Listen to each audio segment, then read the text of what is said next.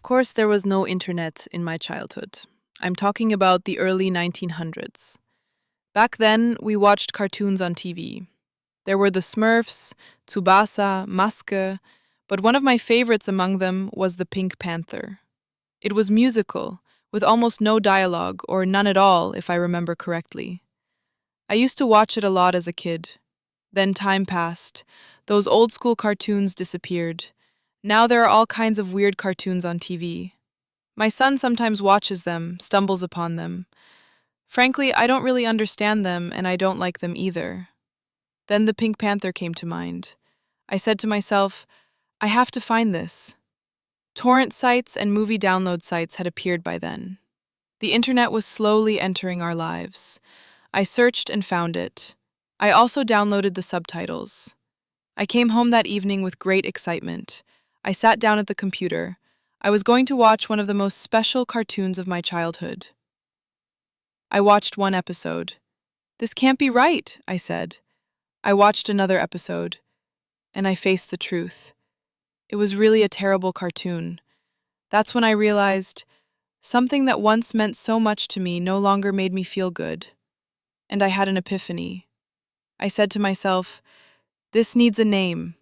I call it the Pink Panther Syndrome. What is Pink Panther Syndrome?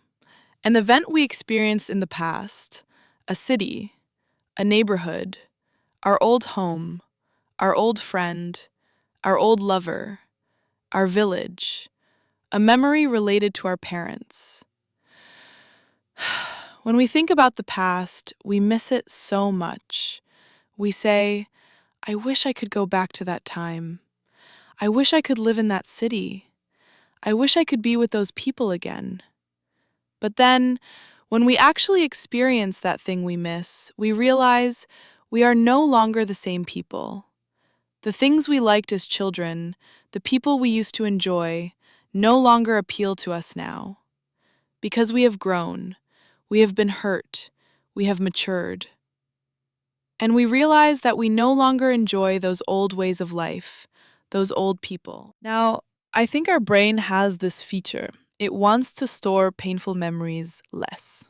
Because the more pain accumulates, the harder it becomes to move forward in life. Let's say there's an event we experienced in the past.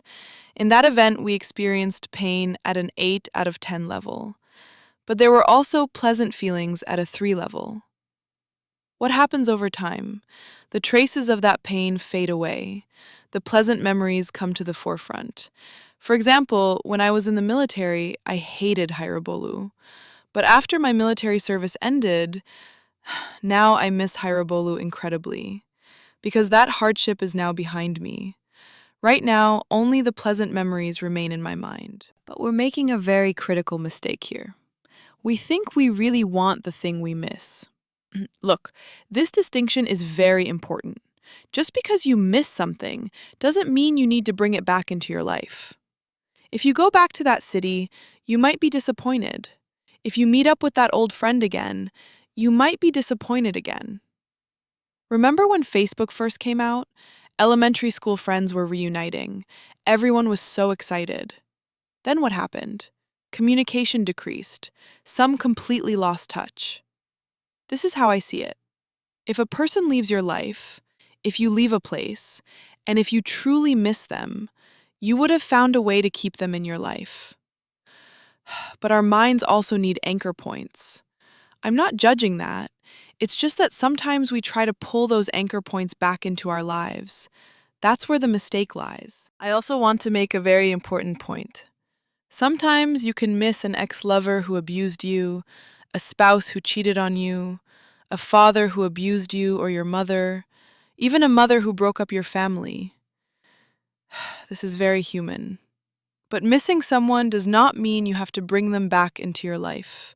We don't live with 100% love or 100% hate for people. There is love, there is longing, there is anger, there is disgust. They all coexist. Sometimes you can even miss the person you hate the most. This doesn't mean you have to go back to them.